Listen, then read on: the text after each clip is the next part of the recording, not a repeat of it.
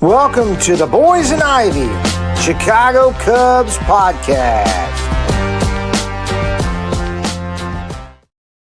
Hey everybody, welcome to the Boys and Ivy. I'm your host Jason Mead alongside my son Parker Parkchop Mead. Hey everybody. And we want to welcome you to today's show. Right now, the Cubs are off to a 9-2-3 start. 3 ties, 2 losses, 9 wins. And we are currently playing the Kansas City Royals tonight at Sloan Park, where we are down 3-1. But did you guys just see what just happened?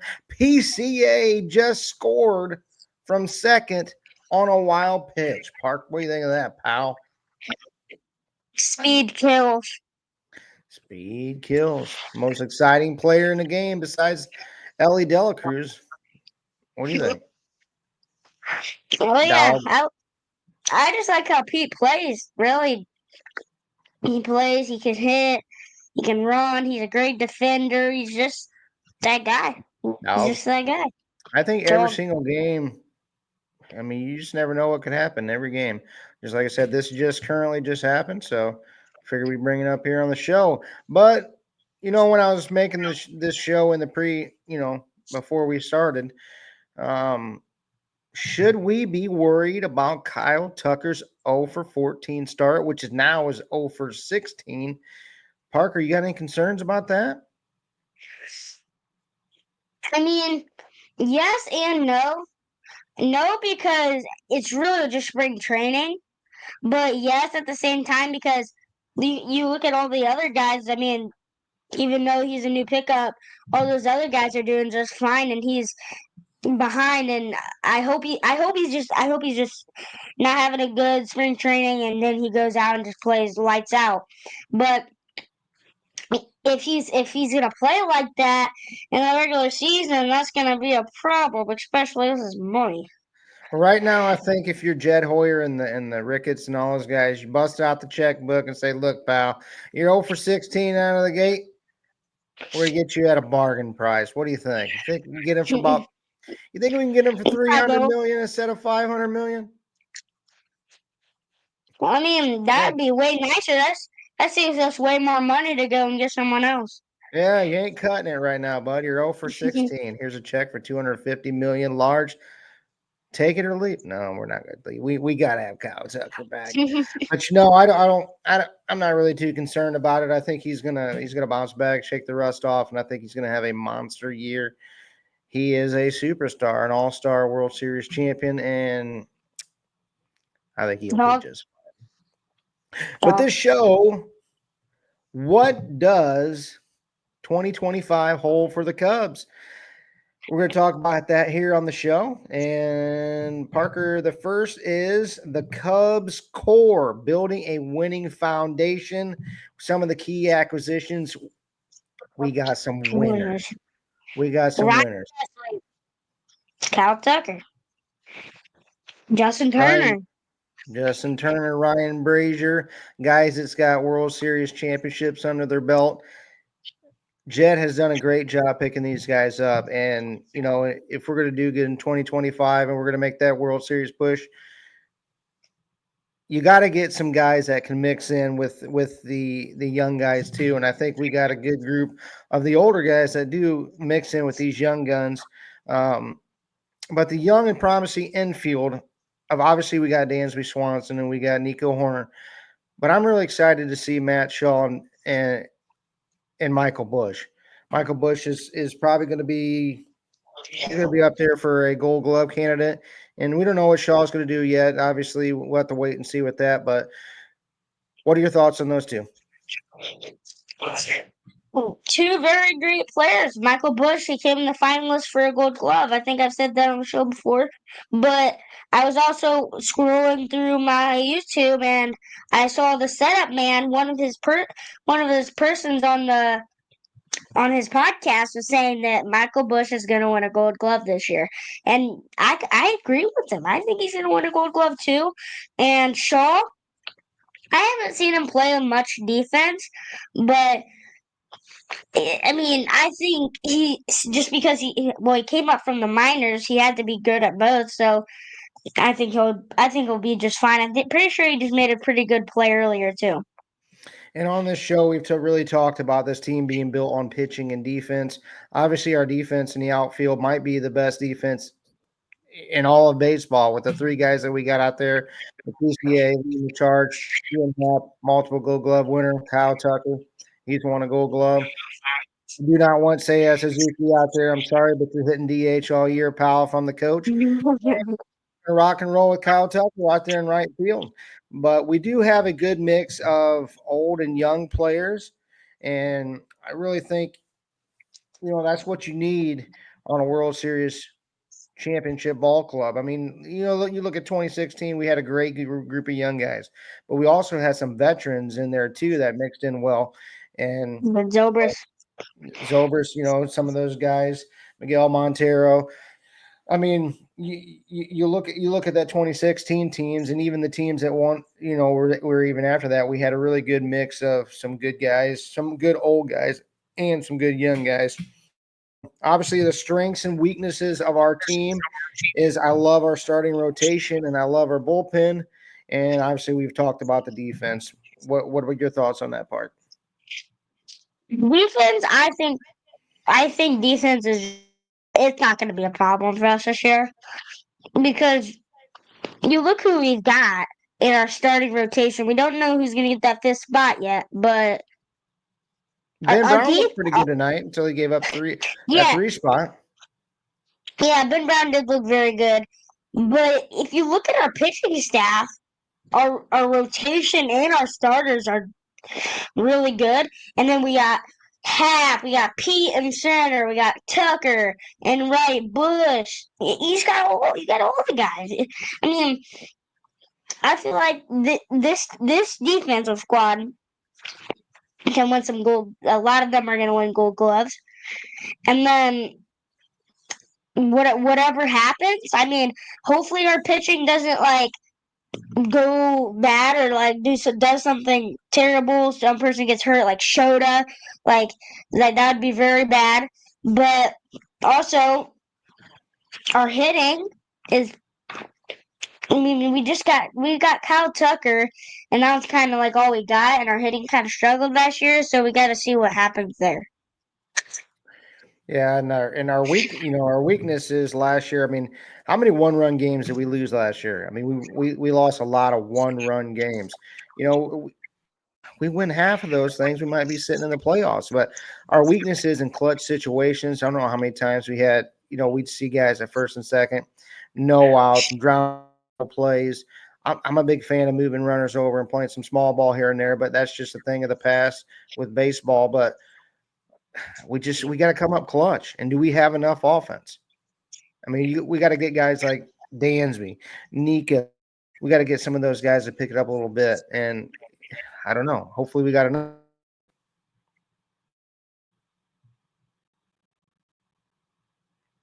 What do you think, Park? You there? You went frozen for a second. Whoa, man, we froze. We froze up on here. It's probably because it's too freaking cold outside. But yeah, but anyway, do we have enough offense? Did we get enough? No, I don't think so. We got Kyle Tucker and Justin Turner. We just need to get, like I said, we just need to get guys. They're two very good players. They're two very good players. Just the only thing is, like how you're saying, we don't really need to get another guy. I think the problem is we just got to get those players that are great defensive players to hit. Like Dansby, we can get him to hit 300. That's an automatic, really close to getting MVP candidates. If you can play defense, win Gold Gloves, you can bat 300, get multiple RBIs, home runs, you can be in the MVP finalist. We need Dansby to be the Dansby he was right before he got that big $177 million contract. Keys to success for the 2025 season is we cannot have another May and June like we did last year. It was awful. That's what killed us last year. Didn't we go 10 and 18 one of those months? Yeah, I think it was 10 and 18. I think it was 11 and 16 another. But there was just a stretch in May and June that we were just god awful. Couldn't score a run to save our. Everybody was blaming it on the Wrigley Field, the ballpark conditions, but we just flat out didn't hit. And I just don't know if we have enough power in this lineup. Um, but I don't know. Maybe so. I do like the top four. But another thing that needs to happen is like you said before, our pitching staff needs to stay healthy. If one of those big dogs goes down, we're gonna have to make an in-season trade, and maybe that's what's going to happen. You think? Are you seeing a mid-season trade? You think? Uh, so say if like Justin Steele got hurt, maybe we go out and get someone like maybe like Shane Bieber, I think is they say his last name. I think he plays on the Guardians, and that's just like I've seen him play before a little bit. I've seen some of his highlights. He's not a bad pitcher and not a like great pitcher, but he's also not a very bad pitcher. Or like I wish we could have got. I hope we end up getting Dylan Cease, but it's probably not gonna happen. But You we know should who have we should kept him go anyway. after? We Should should have go kept him. after the dude from the Marlins, Alcantara, Sandy Alcantara, dog. Dude, We that pick guy, him up. What's that? and that guy was a dog. He is. Go out and get a guy like I'm him, a pretty good sure he had young a guy. Cy Young not too long ago. I mean, we got the trade pieces to do it. Why not go out and get him? But Yep. this team definitely needs to improve their offensive output. Like I said, we just did not score enough runs last year. I mean, there's so many games. Like I said, we just won 2 runs, and you know me, I like to see some offense. I hate watching 1-0 games. Like a They're 14 boring. to 13 game or something. I'd rather watch you push mow the lawn than watch some of them games last year. But like I said, pitching staff needs to stay healthy. Teams need to improve their offense. So the one really good thing about the Cubs, though, is that the ability to develop their young talent and build team chemistry will definitely be the key to their success. For the young guys mixing with the old guys. If we have some good team chemistry, the sky is the limit for this team. What do you think? I definitely agree. We got to have these players that can be comfortable with playing with different players, and just build a team like that 2016 team, and just go out and dominate. I was actually watching a it's like a little documentary. It's about 20 minutes. It was about Pete, and he was saying that how he got traded. We traded Baez for Pete. He was saying that when he was coming up through the minors, that he said he idolized Baez, because if you ever look at some of his head first slides, it's just like him. And you know how Baez would get up and would go, "Ooh." That's what Pete does, and he said that's what he likes to do. And I was kind of like, whoa, it's kind of cool. And I think that's what made Baez so popular, is because he was just a freak athlete that would do wild Well, stuff. I mean, and some of the stuff that he did, you don't see people do. And I think that's the same way with Pete. A lot of things that Pete does, you don't see people do it. Just like I mean, just like tonight. I mean, a guy is going from second base on a wild pitch. You don't see that very often. Baez, he also the greatest base running play of all time was that ground ball he hit it was where like he we're some came. Pyros. Yeah, when he Yeah. came running back to home and it turned into complete chaos. That was one of the greatest plays in baseball history. To be But honest, I thought he got out. I thought they caught it at first base, and then he let that guy go, and then he scored, and then there was a pass ball, then he went to second. I don't know if he ended up getting third. I don't think he did, but and no, then also it was like a Pete also bad said, throw. It was a yeah, bad throw that pulled the first baseman off first. So Baez, using his head, realized that he didn't have the force out, and then he came back. All he had to do was step on the base, but the guy, he just got outsmarted by a hobby. El and Mago. Pete also said this is the best. This is what you got to do in the game. He also said that one reason why he liked Baez is he looked like he had a lot of fun.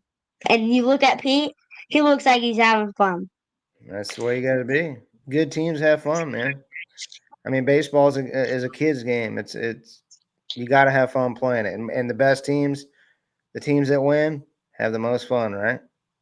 Mm-hmm. That's right. So, Cub fan expectations for 2025 is definitely number one: win the division. That's what we got to do. We got to knock off the Boers from up north. If we don't win the division this year, I'm gonna stop watching them. No, I know I'm just messing with it, but I'm just saying if we don't win the division this year, there's a problem. there is. We It's got the either the roster to do it. coaching, yeah, it's either the coaching or flat out just playing bad. I think I'm bumping my win total up. They're going to win 95 games. It's a fun team to watch. You're I'm gonna excited to watch they're the gonna win team. 100. They're going to win They're gonna a win hundo. We'll take it. A hundo and 62, right? Hey, I'm still locking in on my 157-5. Call me crazy. Call me crazy. One bold prediction from each of us in 2025, Parker. My bold prediction is Michael Busch. Michael Busch is going to hit over 30 home runs, and he's going to be an all-star. That's my bold prediction. And the Cubs going to win. And the Cubs going to win the World Series. My bold prediction is Pete's gonna win a Gold Glove, and he's gonna make an All-Star, and the Cubs are gonna win the World Series. Basically, the same thing, but just different players. That is, but no, I really think I really like Michael Busch. I think he's looked great in spring, and I think with his minor league years with the Dodgers, he was an animal. And I think he's going to be more comfortable this year, and I think he's just going to come out and he's going to hit. He's going to hit for a lot of power, and I also think this depends on if Pete gets his shot at the leadoff spot, which we both agree that he should. Now it's going to take some time. He's going to have to earn his spot. He's going to have to earn his stripes. But I think if we put Pete up there in that leadoff spot, and if you bump Ian Happ down to fourth, Ian Happ's going to drive over 100 runs in. What, he hit 25 home runs last year? What do you think he'll hit this year? How many home runs do you think Ian Happ will get this year? 30. You going for 30? So if we can get Michael Busch and Ian Happ to hit 30 home runs, this Cub team might win 120 games. It might win 120 games, bud. What do you think? By God, I tell you what now. They're going to dog whop everybody on the division. What do you think? Dog whop them? Fold them right in their clothes? Yeah. I hope so. But no, like I said, Cubs, we're excited about it. It is definitely got a few weeks here. We're gonna hit up Tokyo here in next week? I think they go the next week, right? Or is it the? I think 17th, so. 18th, I think it's 2 weeks. 2 weeks. So we'll be ready for them Dodgers. We're gonna bust their heads just like we did in the spring training. So hopefully we can keep it up. But we want to thank you for tuning in to today's show. Hope you enjoyed it. Hopefully the Cubs come back and win tonight. And comment below some of your guys' predictions in this upcoming year. What you guys think will happen. So just comment below, like, share, and subscribe to our channel. And we just thank you for tuning in and all the support that you guys have given us so far. And we appreciate it very much. So Parker, break us down. Let's get out of here and go watch the end of the game. This Boys and Ivy, and we're out. Thank you for watching the Boys and Ivy Cubs podcast. And like always, go Cubs, go!